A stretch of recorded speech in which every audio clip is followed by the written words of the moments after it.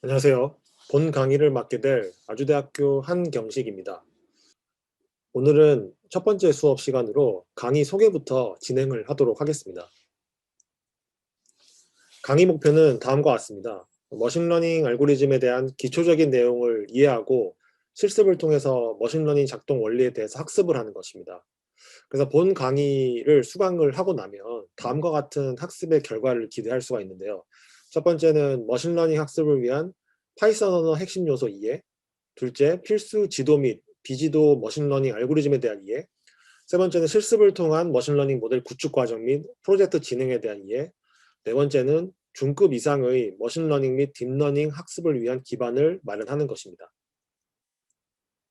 강의의 특징은 머신러닝 학습에 필요한 핵심 내용을 파악합니다. 그래서 본 수업을 마치게 되면 머신러닝에 대한 기본적인 또 꼭 필요한 내용을 습득을 하게 되고요.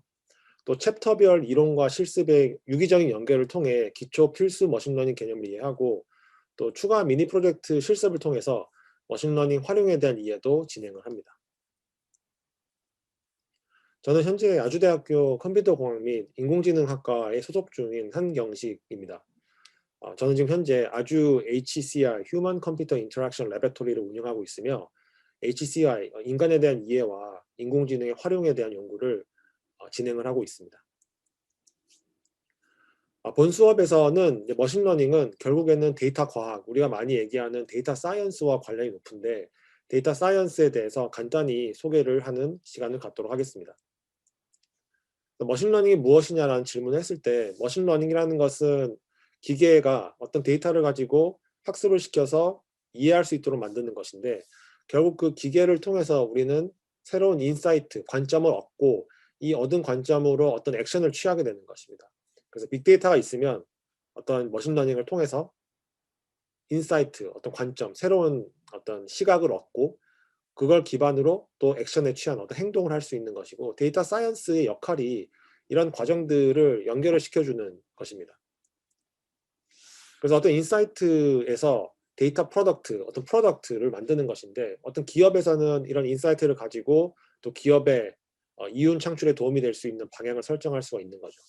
그래서 이런 인사이트를 얻었으면 다시 그 인사이트를 통해서 어떤 시스템에 그런 기능들을 제공을 하고 그 기능들을 통해서 새롭게 수집된 데이터가 다시 또 빅데이터로 와서 새로운 분석을 하고 그런 과정을 진행을 하는 거죠.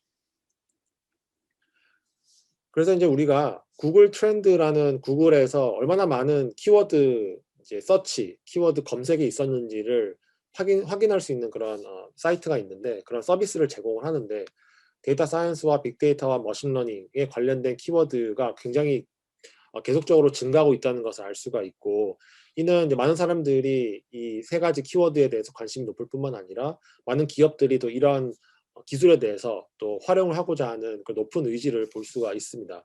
요즘은 딥러닝도 있기 때문에 딥러닝에 대한 키워드 서치도 굉장히 많을 것으로 생각이 되고 있습니다.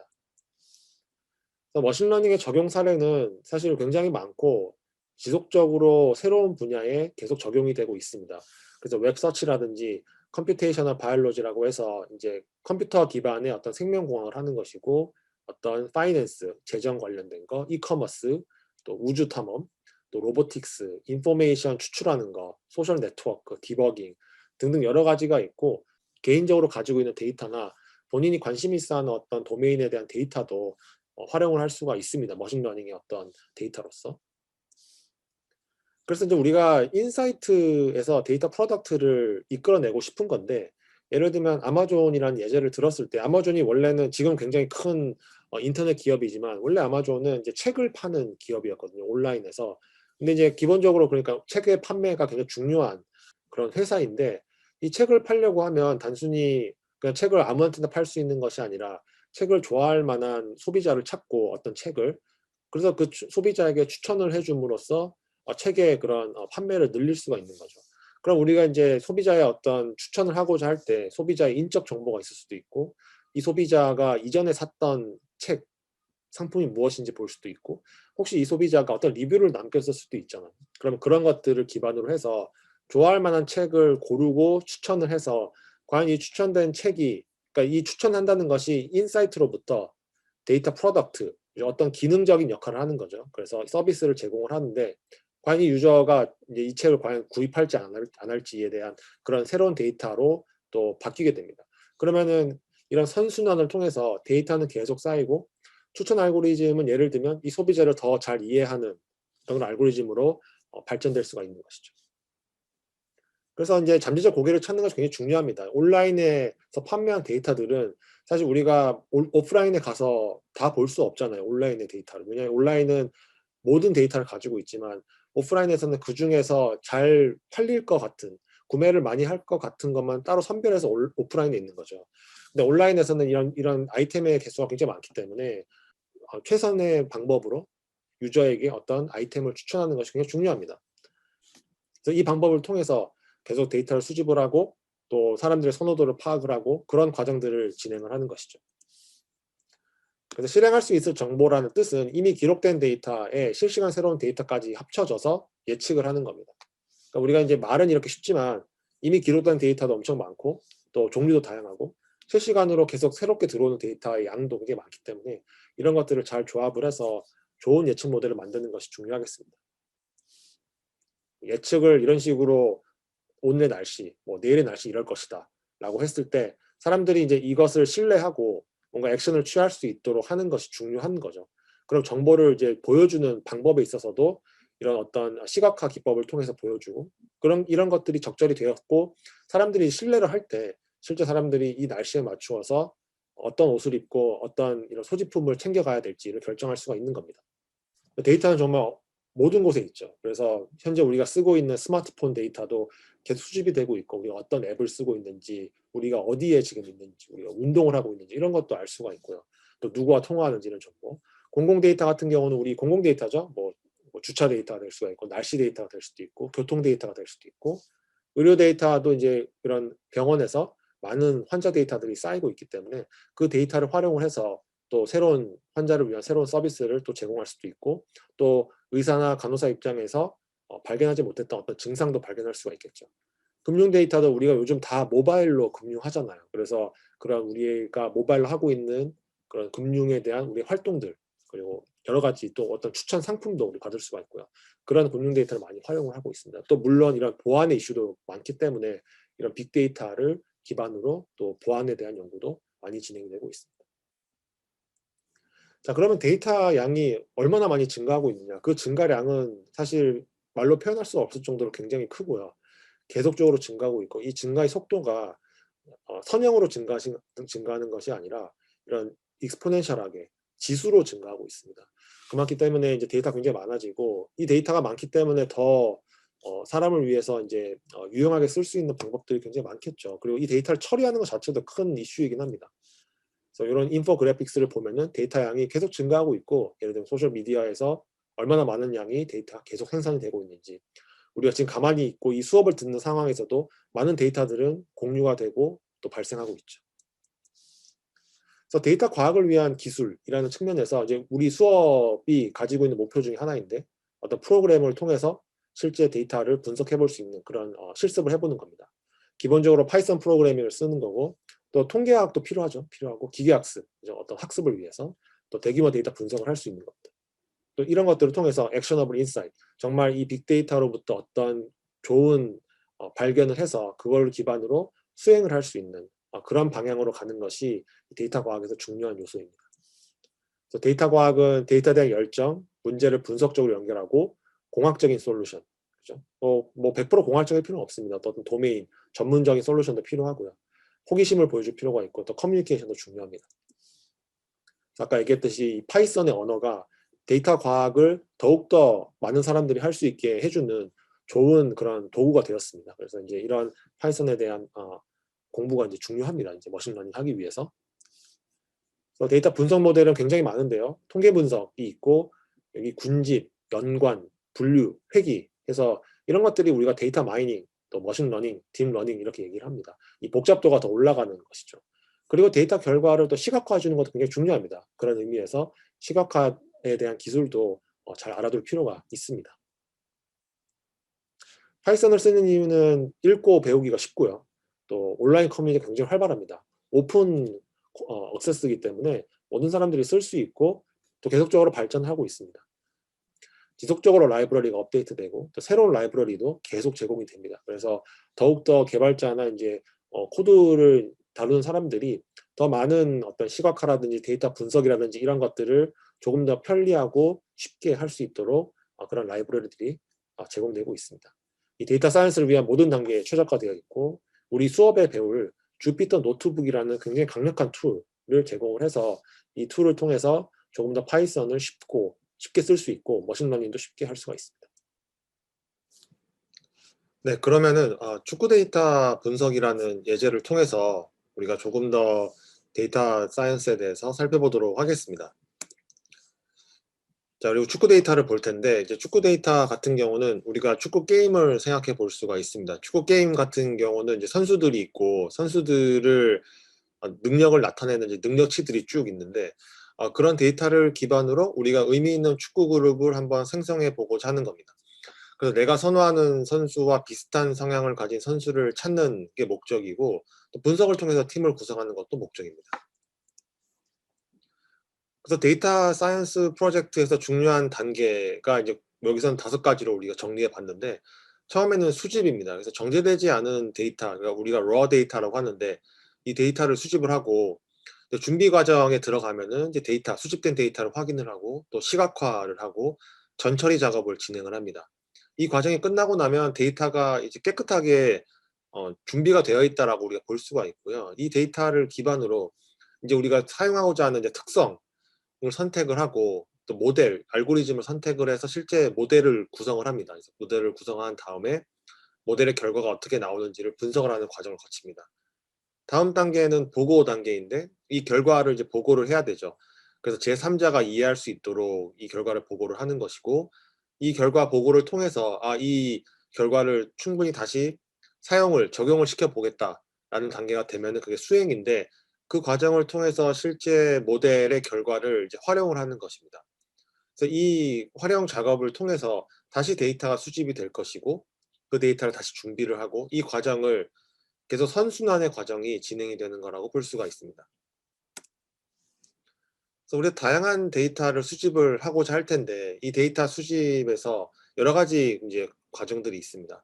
데이터를 수집할 수 있는 방법들이 여러 가지인데 첫 번째는 이제 데이터베이스라고 해서 이미 나와 있는 데이터, 그래서 관계형 데이터베이스라든지 비관계형 데이터베이스라든지 이런 데이터 이미 구조화된 데이터의 어떤 규칙 안에서 저장이 된 데이터를 사용할 수 있는 것이 데이터베이스를 통한 데이터 수집이고요.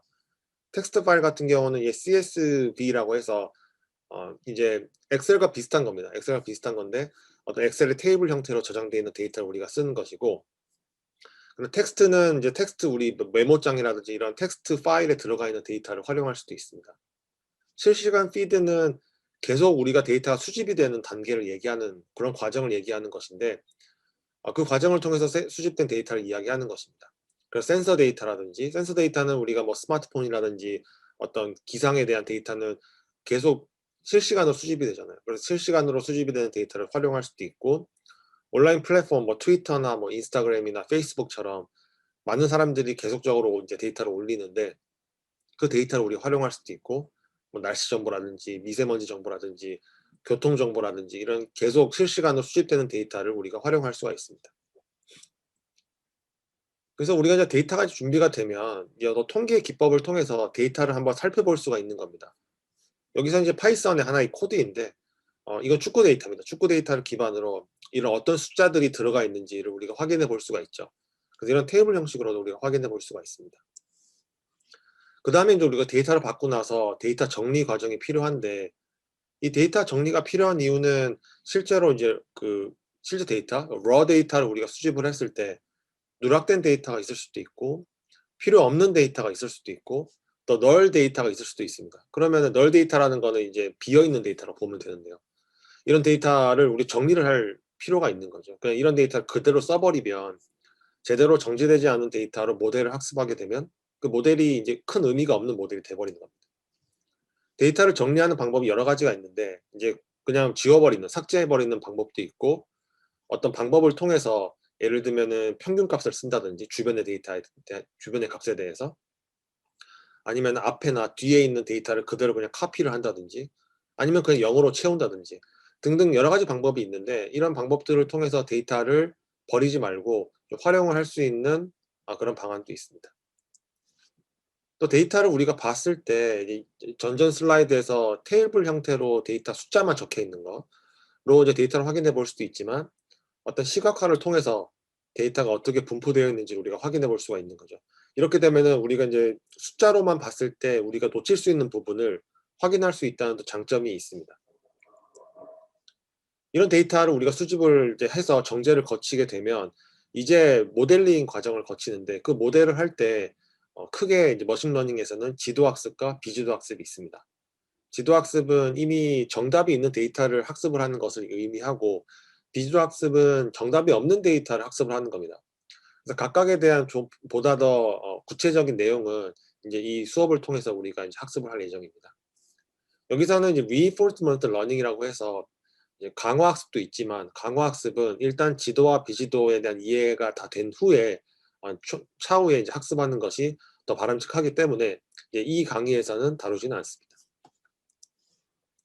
라이브러리 활용은 우리가 scikit-learn이라는 라이브러리를 쓸 겁니다. 그래서 sklearn, skit-learn 여러 가지로 부르는데 이 scikit-learn은 이제 무료 라이브러리고 이 라이브러리가 이제 보급이 되면서 많은 머신러닝 그런 태스크를 할 수 있게 됐고 이제 많은 사람들이 쉽게 파이썬을 사용을 해서 머신러닝 과정을 이제 진행을 할 수 있는 그런 굉장히 큰 역할을 한 라이브러리입니다. 그래서 우리가 이 라이브러리를 활용을 해서 이 수업을 진행을 할 예정입니다.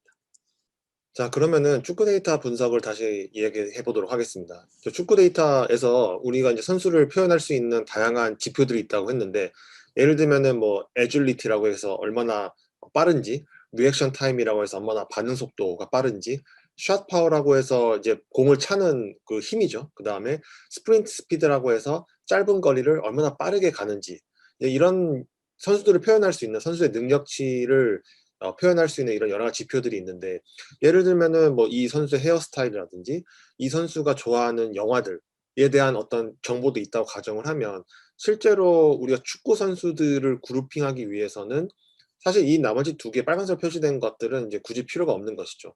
그러면은 이제 여러 가지 선수들을 표현할 수 있는 데이터 중에서 우리가 어떤 그룹핑을 하고 싶을 때 정말 필요한 어떤 그 요소들, 이게 영어로 피처 혹은 뭐 특성이라고 하는데, 이것을 어떤 것을 선택해야 될지를 이제 우리 실제로 머신러닝 개발하는 사람이 결정을 하는 겁니다.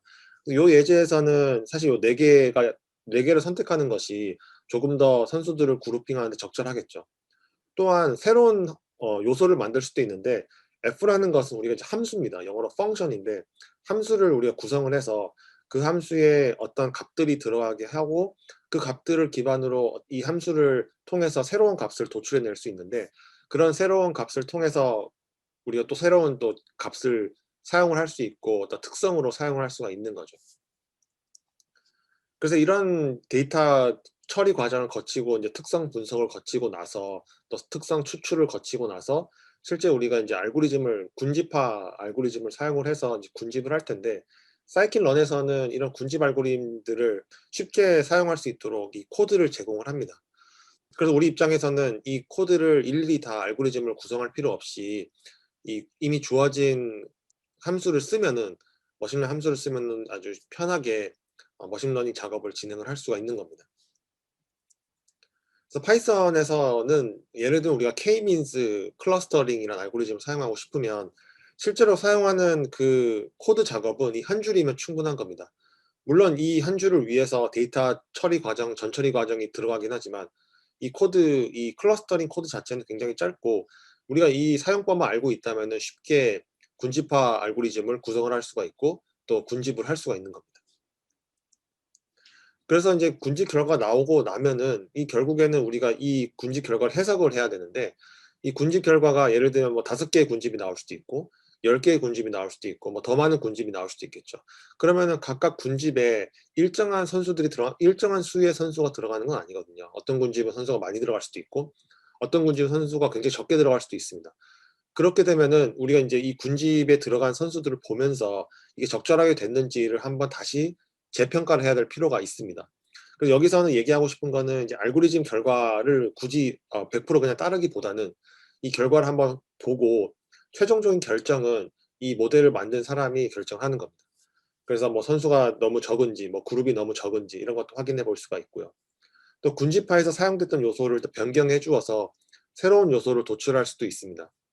그래서 이 새로운 요소를 도출한다는 것은 군집 결과에 어떤 영향을 미치는지도 확인해 볼 수가 있고, 이 확인을 통해서 '아 우리가 데이터를 좀 더 모아야 될까?'라는 결정도 해볼 수가 있는 겁니다.